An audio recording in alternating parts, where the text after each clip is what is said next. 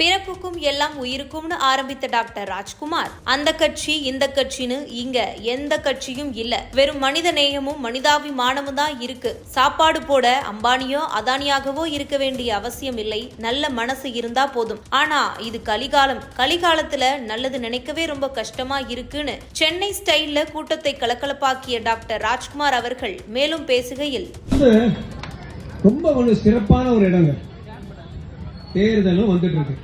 சைட்ல பாத்தீங்கன்னா கலைஞர் கருணாநிதி சாலை, எம்ஜிஆர் நகர். அதாவது இங்க வந்து திமுக இல்ல, அதிமுக இல்ல, பாஜக இல்ல, வெறும் மனித நேயமும் மனிதாபிமானம் தான். இங்க பலர் சேர்ந்து இந்த அழகான ஒரு விழாவை, இந்த நிகழ்வை வாரம் வாரம் வருஷம் வருஷம் பண்ணிட்டு இருக்காங்க. ரொம்ப அழகா ரூபன் சொன்னாரு. ரூபனோட அவர் பேசும்போது அவர் கண்டி செல்ல பாத்தீங்களா? அதான் வள்ளுவர் சொன்னார், அன்பிற்கும் உண்டோ அடைக்கும் தான் ஆர்வரன் புன்கணீர் பூசல் தரும். ஒருத்தருக்கு ரொம்ப ஒரு இமோஷன் வந்து ஆட்டோமேட்டிக்கா அன்பு வெளியில வந்துடும். அந்த பேரன்புக்கு ஒரு வடிவமா இருக்கிறது தான் நம்ம அருட்பெரும் ஜோதி. அவர் சொன்னார், அருட்பெரும் ஜோதி அருட்பெரும் ஜோதி, தனிப்பெரும் கருணை அருட்பெரும் ஜோதி. இந்த தனிப்பெரும் கருணை என்ற சொல்ல எடுத்து பாத்தீங்கன்னா, ஒப்பற்ற கருணை. நீ யாரா இருந்தாலும் உன் மேல எனக்கு கருணை, எல்லை இல்லாத கருணை, நீ சாவறது வரைக்கும் எனக்கு உண்மையான கருணை, பேதம் இல்லாத கருணை. நீ திமுக, அதிமுக, பாஜக, நீ எந்த ஒரு குடிபிறப்பா இருந்தாலும் நான் பார்க்க மாட்டேன். பிறப்புக்கும் எல்லா உயிருக்கும். அது சொன்ன பாரு, எதையும் பார்க்காத ஒரு ஜாதி மத பேதம் பார்க்காத ஒரு கருணை. உங்களுக்கு எல்லாருக்கும் தெரியுமா எப்ப வடலூர்ல அந்த தீபத்தை முதல் ஏத்துனாங்கன்னு? தீபம்னாலே நிறைய பிரச்சனை, சர்ச்சைன்னு வரும், விமர்சனம் வரும். வடலூர்ல ஏத்துனது வந்து மே 23, 1853. அதாவது ஏறக்குறைய 150 வருடங்களுக்கு மேல அந்த தீபத்தை நமது அம்மாவும் வடலூர் இருக்கிற அத்தனை பக்தர்களும் ஒரு தீபத்தை மெயின்டைன் பண்ணி, அது மட்டும் இல்லாம யாரு வந்தாலும் நீங்க சாப்பிட்டு போலாம். ரொம்ப அழகா அவர் சொன்னார். அன்பழகனார் அவர் எங்க பேசினாலும் சும்மா நெருப்பு தெரின்னு தெரிக்கும். வீரம் உள்ளவர், விசுவாசம் உள்ளவர், விடா முயற்சி செய்யறவர். அவர் குட்டா இருக்கலாம், பேடா இருக்கலாம், அக்லியாவும் இருக்கலாம். அப்படியே அஜித் குமாரோடைய ஆள் மாதிரி அவர் என்னுடைய அண்ணன் அன்பழகனார் கரெக்டா சொன்னார்.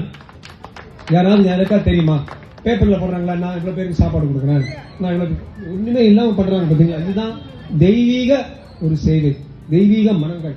சோ நீங்க பாக்குறது. அதே போல நாச்சியப்பன் ஐயாவும் எந்தவித ஒரு அட்வைஸ்மெண்ட்டும் இல்லாம அவ்வளவு நல்லா பண்ணிட்டு இருக்காங்க. அதான் சொல்லுவாங்க, ஒவ்வொரு தீபத்துக்கும் தேவைப்படுறது அக்னி.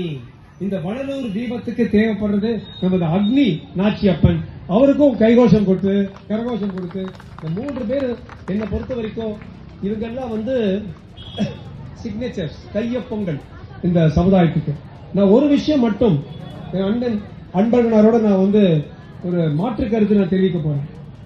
சில பேர் எப்படி நம்ம அன்பழகனாரோட நீங்க மாற்று கருத்து? அவர் சொன்னாரு, அரசியல் இது மாதிரி தலைமை, சமூக தலைமையெல்லாம் வராம குவாய்ட்டா சேவை பண்ணிட்டு இருக்கலாம். அதுக்கு நான் வந்து ஒரு ஆட்சேபனை சொல்றேன். உங்களை மாதிரி ஆட்கள், நம்மள மாதிரி ஆட்கள்லாம் கொஞ்சம் மேல வந்து சமுதாயத்தை இருக்கா, அதுல என்ன தப்பு? சேவை பண்ணிட்டு அப்புறம் அரசியல் வருது தப்பே இல்லைன்னு சொல்லுவேன். அம்மா நீங்க எல்லாரும் கேட்டிருப்பீங்க, நிறைய பெண்கள் இங்க வெயிட் பண்ணிருக்கீங்க அந்த பிரஸ்ட் கேன்சர் கேம்புக்கு. பெண்களிடம் நம்பர் 1 கேன்சர், புற்றுநோய் இன்னைக்கு சென்னையில பெண்களுக்கு இருக்கிறது கர்ப்பப்பை புற்றுநோய் இல்லை, மார்பக புற்றுநோய். இங்க நாம இங்க செய்யறது வந்து உங்களுக்கு இலவச மார்பக புற்றுநோய் வந்து ஒரு கண்டறிதல் முகாம், இலவச முகாம் நடக்குது. இந்த ஒரு ஸ்பெஷல் மெஷின், செயற்கை நுண்ணறிவு மெஷின் இங்க இருக்கு. ஒரு 3 மணி நேரம் 4 மணி நேரம் ஆகும் 50-75 பேருக்கு பாக்குறது. வெளியில 2000-3000 ரூபாய் ஆகும். நாங்க இலவசமா பண்றோம். ஆனா இங்க கூட்டத்தை பார்த்தா 200-300 பேர் இருப்பீங்க. ஒரு 2-3 நாள் ஆகும் போல இருக்கு. எனக்கு வேற இன்னொரு பயம், நிறைய கூட்டம் பார்த்தா கருவூர் மாதிரி ஆயிடுமே, இன்னொரு பயமா இருக்கு. அதான் அவர் சொன்னா போற, சமுதாயத்துக்கும் ஒரு பொறுப்பு இருக்குமா, நமக்கும் ஒரு பொறுப்பு இருக்கு. நம்ம உட்கார்ந்தோமா சரியா உட்கார்ந்தோம், நின்னோமா சரியா நிற்போம், நம்ம தள்ளாம இல்லாம நிற்போம், நம்ம மக்களுக்கு ஒரு அநீதி செய்யாம வன்மம் செய்யாம இருப்போம். நான் ஒரே ஒரு பாடல் மட்டும் நான் சொல்லி முடிச்சிட போறேன். அதாவது வள்ளலார்னு சொன்னாலே ராமலிங்க அடிகளாரோட ஒரே ஒரு பாடல் தான் நம்ம இங்க பார்த்துட்டு இருக்கோம். என் நண்பன், இதுக்கு எல்லாத்துக்கும் ஒரு மைய பொருளாக இருக்கிற மனிதன் ஷாம்லா இருக்காரு. இவரை பத்தி இவருக்கு சொல்லிதான் எனது நண்பன், ஒரு சகோதரன். அவர் எப்ப அவரை படிப்பை கேட்டாலும் நான் என்னமோ தேசத்துக்கும் சமுதாயத்துக்கும் பண்ணிட்டு இருக்கேன் சொல்லுவார். அன்பழகனார் பல முறை நாங்க பேசியிருக்கோம். ஒரு 2 வருஷம் எனக்கு ஒரு விஷயம் கேட்டு சொல்லவே மாட்டாங்க. ஷாம்லாலும் சரியும் அன்பழகனாலும் சரி, இந்த மக்களுக்கு இவ்வளவு பண்ணலாம், இவங்களுக்கு இப்படி கூழ் போடலாம், இவங்களுக்கு புடவை கொடுக்கலாம்னு சொல்லுவாங்க தவிர, ரொம்ப அழகா சொன்னார்ல. சரி, அவர் எங்கிட்ட சொன்னார், சரியான புடவைகள் கொடுக்கணும் டாக்டர், சில அரசியல்வாதிகள் கொடுப்பாங்க புடவை, ஒரு வாட்டி கழுவி துவைச்சு போட்டு அவங்க தூக்கிக்கும், ஏன்னா அவ்வளவு சுருங்கிடும், ஒழுங்கா கொடுங்கன்னு சொன்னாரு. மக்கள் மேல ஒரு நல்லெண்ணம், அதுதாங்க பேரன்பு, அதுதான் அன்பே சிவம் பண்ணாரு திருமூலர். அடிகளார் என்ன சொன்னாரு? ஒவ்வொருத்தரும் சொல்லுவாங்க அன்பு வேற சிவம் வேறு, குடும்பத்துக்கு அன்பு கொடு, சிவனுக்கு பூஜை பண்ணு, தப்புமா? அதான் அழகா சொன்னார், அன்பும் சிவமும் வேறென்பார் அறிவில்லார், அறிவில்லாதவர்கள் தான் அது ரெண்டு வேறுன்னு சொன்னாங்க. அன்பும் சிவமும் ஒன்றாய் அறிந்த பின் அன்பே சிவமாய் அமர்ந்திருந்தாரே, உனக்குள்ள வந்து அந்த சிவபெருமான் நிற்பான். நீ வந்து பெசன் நகர்ல இருக்கலாம், நீ கேகே நகர்ல இருக்கலாம், நீ காஷ்மீர்ல இருக்கிறான், மக்கள் மேல ஒரு அன்பு இருந்துச்சுன்னா சிவனே வந்து உட்கார்றா, அது போதண்டால் சொன்னாரு திருமூலர். அதை வந்து அந்த அன்பின் பிரதிபலிப்பு இங்க எல்லாம் பண்றத நாம இங்க பாத்துட்டு இருக்கோம், கண் முன்னால பாத்துட்டு இருக்கோம். சொன்னாரு, வாடிய பயிரை, ஒரு பயிர் எடுத்துங்களேன், அதுக்கு நீர் போடாம அது கஷ்டப்பட்டு காஞ்சி கிடக்குதான், அதை பார்த்து ராமலிங்க வடிகளார் கஷ்டப்படுறாரு. வாடிய பயிரை கண்டவுடன் என் மனம் வாடினேன்.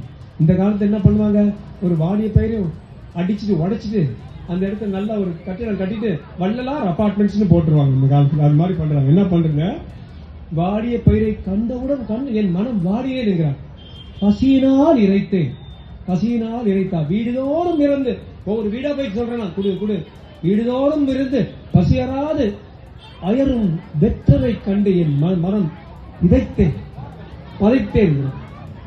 கஷ்டப்பட்டு பணி, அதாவது பிணி, அதாவது உடம்பு வந்து கஷ்டப்பட்டு இருக்காங்க பாத்தீங்களா, நீடிய பிணி வியாதிகள் உடன் இருந்தவர் என் நேர கண்டு என் மனம் துடித்தேன். கடைசியில சொல்றாரு, ஈடில் மாணிகளாய், மானம் இருக்கு நமக்கு, பிச்சை எடுக்க மாட்டோம், ஈடில் மாணிகளாய், ஆனா ஏழைகளா இருக்காங்க பாத்தீங்களா, சோ-கால்ட் அந்த நடுவர்க்கம், ஈடில் மாணிகளாய் ஏழைகளாய் கண்டவுடன் என் மனம் துடித்தேன் என்னாரு வள்ளலார். இன்னைக்கு நீங்க பாத்தீங்கன்னா அந்த நீடிய பிணி வியாதி வரக்கூடாதுன்னு மருத்துவ முகாம் நடத்துறோம். ஷாம்லாலும் அந்த ரூபன் சொன்னதுனால இங்க அது ஒண்ணு பண்றோம். ரெண்டாவது, பசியினால் இறைந்தேன் சொல்றதுக்கு 1000 பேருக்கு இங்க சாப்பாடு போடுறாங்க. நமது ஏடிஎம் ராஜா வந்து பேசிட்டு போனாரு, ரொம்ப அழகா பாரதியார் சொன்னாரு, வேற என்ன இருந்தாலும் சரி, ஒரு நாட்டுக்கு எல்லாருக்கும் சாப்பாடு இருக்கணும்டா, இனி ஒரு விதி செய்வோம், அதை எந்த நாடும் காப்போம், தனியோர் மனிதனுக்கு உணவிலையே இந்த ஜகத்தினை அழித்திடுவோம். சுப்பிரமணிய பாரதியார் அழிச்சிருவோண்டா நாட்டைய, எல்லாருக்கும் சாப்பாடு போடுங்க. அந்த சாப்பாடு அவர் வெறியாக சொன்னாரு பாரதியார். இவர் வந்து பசியினால் இடைத்தவங்களை பார்த்து மனம் கஷ்டப்பட்டனே என்று சொன்னாரு ராமலிங்க வடிகளார். ரெண்டும் பேரன்புடைய பிரதிபலிப்புகள் தான், ரெண்டும் பேரன்புடைய பிரதிபலிப்பு தான். அம்மா ஒரு இலவச மருத்துவ முகாம் பண்ணணும்னா, அல்லது அம்மா உங்களுக்கு எல்லாம் நீங்க வந்து சாப்பாடு போடணும்னா, நம்ம வந்து ஒரு அம்பானியா ஒரு அதானியா இருக்க தேவையில்லை, மனசு இருந்தா போதும், மார்க்கம் வரும். இங்க யாருமே எங்க ஸ்டேஜ்ல வந்து மல்டி மில்லியனர்ஸ் பில்லியனர்ஸே இல்ல, மனம் ஒண்ணு இருந்தா வேற ஆட்டோமேட்டிக்கா வந்துடும். ஔவையார் சொன்னாங்க ரொம்ப அழகா, என்ன சொன்னாங்க, ஒரு ஆறு இருக்குதாங்க, ஆறு அடிச்சு போற ஆறு தண்ணி இருக்கும்ல, ஆற்று பெருக்கு அற்று அது இல்லையா, காஞ்சி போயிடுச்சான். எந்த அளவுக்கு காஞ்சி போயிடுச்சுன்னா, அந்த மணல்ல நடந்தா கால் சுடுதான். ஆற்று பெருக்கற்று கால் சுடும் அளவு வந்தால் கூட அவ்வளவும் அப்படி இருந்தும் ஊற்று பெருக்கால் உலகு ஊட்டும். அது கொஞ்சம் தோண்டுனா அந்த சுடு மணலுக்குள்ள இருந்த ஊற்று எப்படியாவது எடுத்து, இந்தப்பா தண்ணி எடுத்துப்போ, நீ கேட்கணும்னு சொல்லுமா நம்ம பொன்னி நதி, நம்ம காவேரி ஆறு. அதே போல ஏற்றவருக்கு அடிங்க போடுங்க, யாரும் விசில் அடிக்க வேணாம்னு சொல்லல. அதே மாதிரி ஏற்றவருக்கு நல்ல குடியினார், நல்ல இடத்தில் நல்ல மனது உள்ளவங்க நல்கூர்ந்தார், ஆனாலும் ஆசை இல்லைன்னா கூட, கொஞ்சம் வரிவரா இருந்தா கூட இல்லை என மாட்டார் இசைந்து, எப்படியாவது மற்றவங்களுக்கு உதவுவாங்க. அப்பேற்பட்ட நல்ல மனசுகள் நிறைய பேர் இங்க இருக்காங்க. அக்னி, நம்ம அக்னி புதல்வர் இங்க இருக்காரு, அக்னி செந்தில், அக்னி ஆட்சியோட பையன். எங்க பார்த்தாலும் நான் பார்த்த காலையில இருந்து நல்ல மனசுகள். வேற ஒண்ணு சார், நான் எப்படியாவது டிவில வந்து சார், நான் எப்படியாவது எம்பி ஆகிடும் சார், நான் எப்படியாவது அம்பானி மாதிரி ஆகிடுச்சு, யாரும் சொல்லலையே சார், நல்லது நடக்கும் சார், பசங்க எல்லாரும் வெயிட் பண்றாங்க சார், சாப்பாடு போடுறாங்க. அம்மா இந்த காலத்துல நம்ம வாடுற காலம் கலிகாலம், கலியுகத்துல நல்லவது நினைக்கிறதே ரொம்ப கஷ்டமா இருக்கு. இன்னொருத்தர் எப்படி இழுக்கலாம், அது நம்ம சென்னை பாஷையில சொன்னா எப்படி இஷ்டு விடலாம், எப்படி உஸ்கு பண்ணலாம், இப்படியே நினைக்கிற இந்த காலத்துல எப்படி நசுங்கி பூச்சான பார்க்கலாம், இப்படி நினைக்கிற இந்த காலத்துல மற்றவனுக்கு நல்லது நினைக்கிற நல்ல உள்ளங்கள் படைத்த இந்த விழா இன்று போல என்று இருக்கணும். ஏகே நகர்ல வருஷம் வரும். நான் முதல் வாட்டி வரேன், ஆனா சத்தியமா சொல்றேன், இது கடைசியான முறை இல்ல. ஒவ்வொரு முறையும் இதே மாதிரி நாங்க ஆதரவளிப்போம், என்றும் வருவோம். இந்த நல்ல மனதுகள் என்றும் வாழ்க, வளர்க. ஜெய் ஹிந்த், ஜெய் பாரத்.